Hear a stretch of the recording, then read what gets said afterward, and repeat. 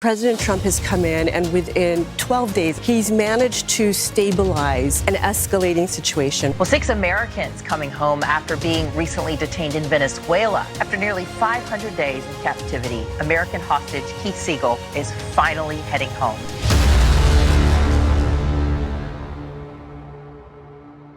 In this video today, President Trump makes good on his promises as he just eliminated a key ISIS figure in Somalia by using an airstrike. Also, there's an update about hostages out of Venezuela and more stories from yesterday that we're going to cover. But let's read exactly what Trump said this morning. And here it is. This morning, I ordered precision military airstrikes on the senior ISIS attack planner and other terrorists he recruited and led in Somalia. These killers, who we found hiding in caves, threaten the United States and our allies. The strikes destroyed the caves they live in and killed many terrorists without, in any way, harming civilians. Our military has targeted this ISIS attack planner for years, but Biden and his cronies wouldn't act quickly enough to get the job done. I did. The message to ISIS and all others who would attack Americans is that, quote, we will find you and we will kill you. And the Defense Secretary Pete Hegseth put out a statement talking about this strike. The bottom line here is he says that our initial assessment is that multiple operatives were killed in the airstrikes and no civilians were harmed. This action further degrades ISIS's ability to plot and conduct terrorist attacks threatening U.S. citizens, our partners, and innocent civilians, and sends a clear signal that the United States always stands ready to find and eliminate terrorists who threaten the United States and our allies, even as we conduct robust border protection and many other operations under President Trump's leadership. Now, we have to remember that terrorist attack in New Orleans was inspired by ISIS. So this is a good thing here. Okay, and the other good story is the Venezuela hostages are now being returned home. These are American citizens that were stuck in that country for quite some time. Here's what President Trump had to say as well this morning. It is so good to have the Venezuela hostages back home, and very important to note that Venezuela has agreed to receive back into their country all Venezuela illegal aliens who were encamped in the U.S., including gang members of TDA. Venezuela has further agreed to supply the transportation back. We are in the process of removing record number of illegal aliens from all countries, and all countries have agreed to accept these illegal aliens back. Furthermore, record numbers of criminals are being removed from our country, and the border numbers are the strongest they've ever been since the first term of the Trump administration. Now, according to News Nation, there are additional details that I find to be interesting. Listen to this. Well, 6 Americans coming home after being recently detained in Venezuela.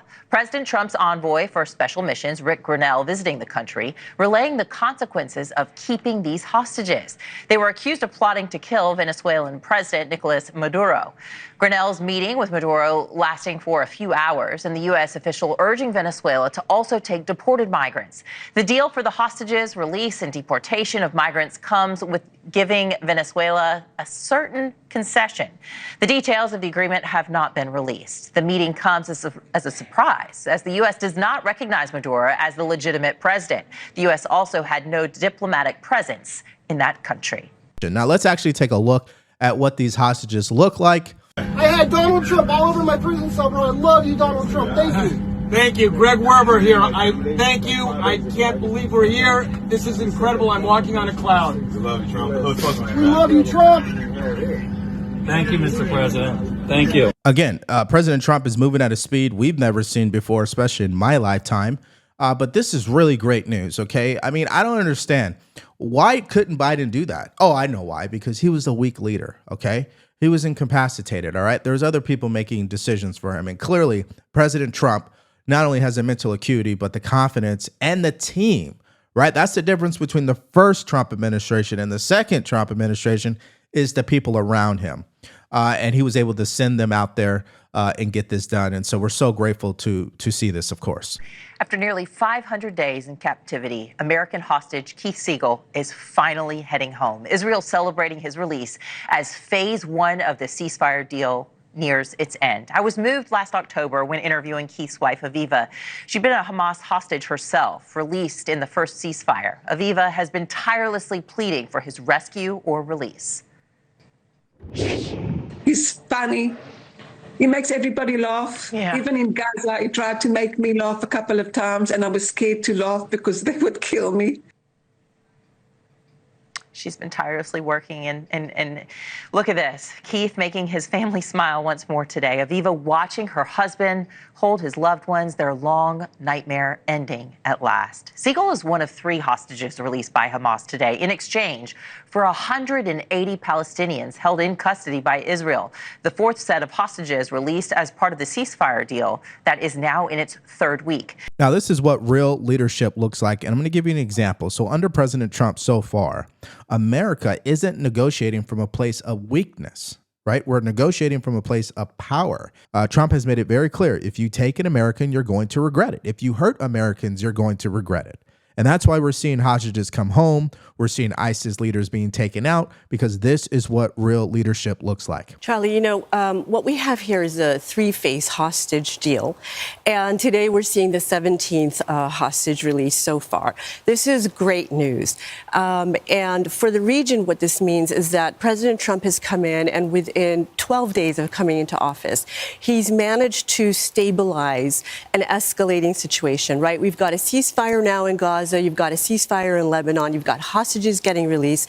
And yesterday, this is very little reported, but the Philadelphia corridor was opened up, and you've got EU forces there watching over, monitoring as wounded Hamas and wounded Gaza civilians are leaving to Egypt for medical care. So all of this is good progress in a very difficult, delicate situation, and very much because of President Trump's hands-on leadership. Now, I'm always going to continue to say this. This is about getting results. And what you're going to continue to find in the discourse of American politics is one side is going to be overreacting to everything that Trump says or what he is doing or what his administration decides to do. And the other side is focused on just getting results. We are sick and tired of living through administration after administration where they say they're going to do something and they never actually get around to doing it. And so that's why you got to give him credit. Now, again, you can critique how it's being carried out or what is being done, which takes us to this next story. But the bottom line is results need to happen, which is why last night FBI agents got their walking papers, because we know the DOJ and the FBI has been weaponized in an effort to prevent Trump from making it back to the White House, which clearly blew up in their face.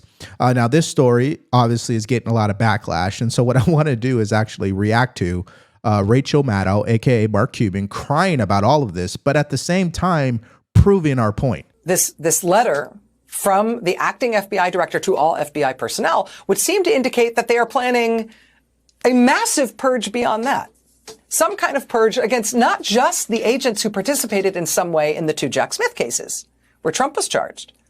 But beyond that, they appear to be targeting all the FBI agents who were involved in any of the cases brought against January 6th rioters. And to put this in perspective, the January 6th riot cases make up the largest single investigation ever in the history of the Bureau. The January 6th cases are the largest criminal caseload ever assembled by the Department of Justice. If they are going to try to purge every FBI agent who took any part in any one of these well over 1,000 cases, that's kind of the whole FBI. I mean, not every single member of the FBI, but certainly most of the FBI. Now, if you heard her correctly, there was a part of her statement that really stands out to me, and that is this was the single biggest investigation ever carried out by the FBI. I find that to be interesting. So the FBI isn't investigating ISIS on our homeland. That doesn't seem to be the biggest investigations. Cartel members and gang members also organizing on our homeland. Child sex trafficking. I mean, we can go on and on and on. This was the biggest case. That proves the point about what's wrong with the DOJ and the FBI. That priorities were misplaced and politics became the number one priority, clearly. So, yeah, we need to clean it out. Now, Brian Darnold went on CNN this morning, and he had to also defend this decision. Listen to it for yourself. Congressman, surely you recognize the chilling impact in all of this. Who in the world in the FBI, if this takes place, is going to be willing to investigate any malfeasance alleged within this administration? People are going to say, if I now pursue what is reported as someone breaking the law who works for this president, I'm going to lose my job.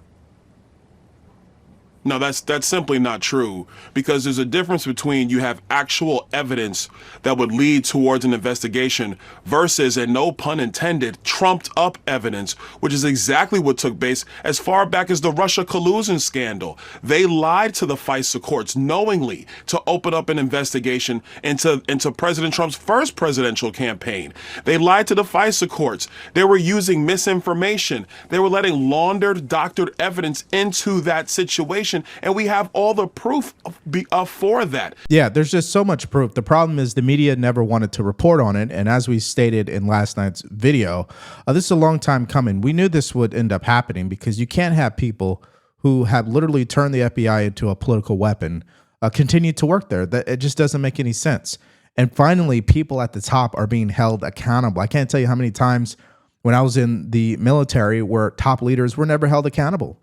They would clearly break the law. If I did, I would be held accountable, but they wouldn't. And this has been going on in Washington, D.C. for so many years. And this is what American people voted for. They wanted Trump to get rid of the weaponization. And so the people who carried out orders based on weaponization, they need to go. It's really that simple. Okay, I'm going to accept for the purpose of this discussion what you've just said as being accurate.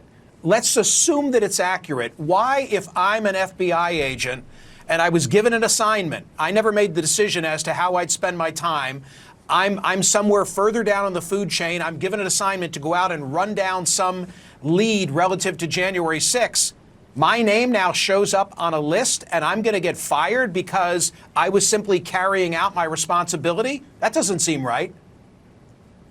Well, I mean, look, the first thing that's happening is what's going on in the political brass. That's why Kash Patel going over to be the next FBI director is critically important, because the political brass is where, to your point, a lot of these decisions were made. Now, if you're a ranking file, there's going to be an additional process for that. But you got to start somewhere. If you're going to clean out any institution, you have to figure out where the rot begins and where it ends, and that has to be your scope. And that's not just about FBI. It's not just about the Department of Justice. That's what would happen at any institution if they were getting off of their core mission, and especially if they were not being responsive to the community or the customers that they serve. Okay, so what Byron Donalds is saying is spot on. That's one. Number two, we'll never see eye to eye on this because it's clear that the FBI was weaponized not only just against Trump, but conservatives as well, pro-lifers. I mean, we can go on and on and on. But the Democrats never want to take responsibility for that, and that's why they're going to continue to lose. And to back up my point that they're going to continue to lose, they now just selected their new DNC chair. Now, I showed you guys a clip of this stuff that was going down the other day where they were still blaming the election loss on racism and misogyny. So let's take a look at who their new DNC chair is and react to it. Let me just start by saying we have one team. One team. That's right. The Democratic Party. We have one fight. We have one fight. The fight's not in here. The fight's out there, right? The fight's not in here. The fight is for our values. The fight is for working people. The fight right now is against Donald Trump and the billionaires who bought this country. That's the fight, not in here. I want to thank all of you. Thank you to the DNC members who have put their faith in my vision for our party. I am honored and humbled for every one of you who supported me. To our friends, our volunteers, our staff, and everybody on Team Ken who's with us here or back in Minnesota, we couldn't have done this without all of you. All right, so I had to show you this clip because I think it's encouraging if you are a Republican or conservative that what they just decided to do is literally double down on what doesn't work, okay? This guy, Ken Martin, is from Minnesota. That's number one. Number two, he believes the fight is against Donald Trump, which again is playing to the favor of Trump because as long as they continue to obsess over him, they'll make the same mistakes repeatedly. And number three, it just seems like they haven't learned anything from the election. So this is encouraging for me and you and everybody else because we know their policies, especially because the party has been hijacked by progressives, are destructive to this country. There's no question about it. And so I think this is great news. And as you guys can see, here's a photo of Ken Martin and Tim Walz. He's considered a close friend to the governor. And I just don't get, why would you pick someone from Minnesota? Majority of America does not align with Minnesota, okay? I don't think they are really getting it here. And of course, he was crying about billionaires that, these are the individuals that they're going to have to fight against, even though we know Kamala Harris was supported by more billionaires than Trump was. But here's the irony. This is put up by Dustin Grage. He says this: Ken Martin has won his statewide elections on the back of billionaires. Mark Dayton was a billionaire, and his ex-wife, Alida Rockefeller, bankrolled the state's largest Democrat PAC, regularly outspending Republicans by a 10-to-1 margin. And again, I'm just bringing this up because they're making the same mistakes over and over. Stop trying to rage against billionaires until you change Citizens United. That point has no credibility. Now, what's interesting is he's trying to rage against billionaires, but then he makes this comment. There are a lot of good billionaires out there that have been with Democrats who share our values, and we will take their money, but we're not taking money from those bad billionaires. Here, thank you, Joe Martin.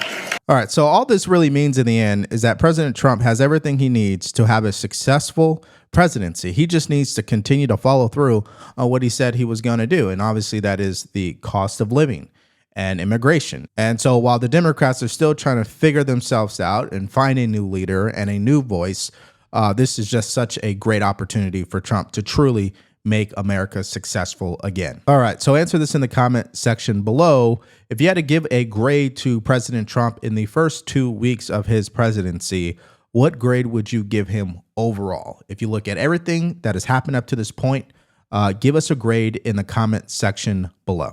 All right, so we started off this video with major announcements from President Trump. He also had one yesterday. I mean, and just every single day there seems to be something big happening from this administration, which is great news, by the way. But at any rate, FBI agents were told that they either had to retire or be fired. And so we talked about that initial reaction and more stories from yesterday. So if you guys want to check out that video, all you have to do is click on it because it's coming up right now.